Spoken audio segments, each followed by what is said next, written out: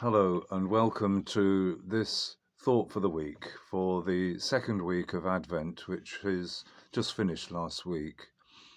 I was very fortunate last week to be able to go to a monastery between Lancaster and the Lake District, which I know quite well because I used to go there fairly frequently when we were living as a family in Lancashire over several years. And it's the monastery of Our Lady of Haining.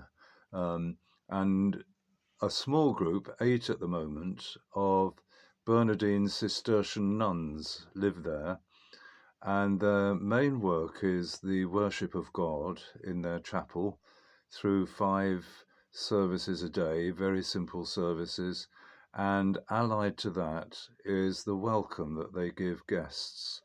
Let all guests who arrive be received like Christ. It says on the little sheet of paper to welcome you in your bedroom, and that's absolutely true of their welcome. Lovely, very quiet, very unobtrusive, and you can go and worship with them in their chapel. So in fact, the only thing you hear from the sisters during the course of, in my case, from the Monday to the Thursday that I was there, is them singing very quietly the Psalms in the chapel with some brief passages of scripture during the course of the day, starting at 6:30 and right through to 8:15 in the evening.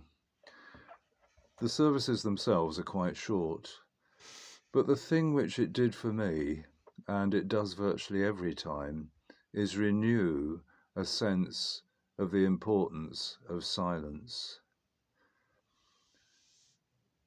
The sisters, I think, say simply that to be silent and simply to sing scripture quietly and listen allows God to speak to them and transform them.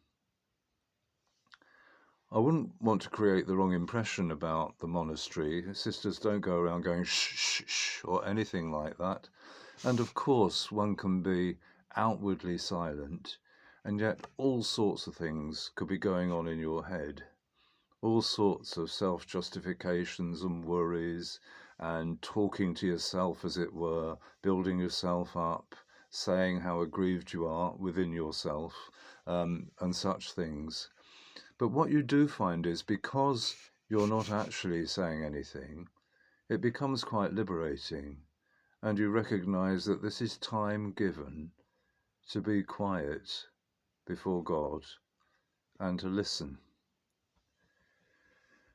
During my time there, I went down to the little community graveyard and I stood by the grave of one of the previous sisters who looked after me for quite a few years, Sister Mary Michael, and reflected for a few minutes, sat on a chair there in a very quiet spot in the garden.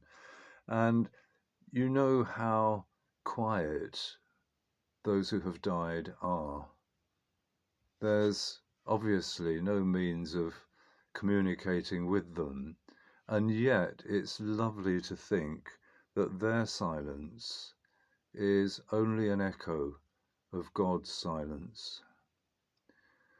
And this made me think about a hymn which I love singing, "Oh, the love of my Lord is the essence," and I want to read it now.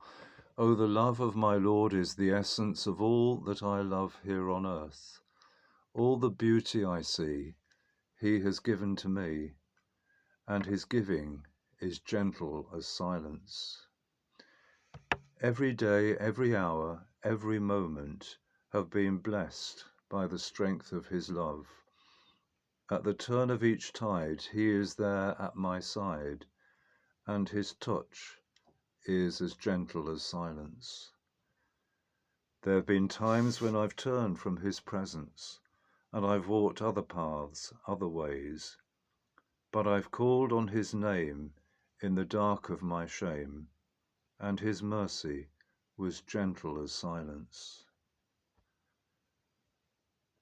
I came away thinking on the Thursday morning, after my 4 days almost there, we have to inhabit in silence a world torn to pieces by talk.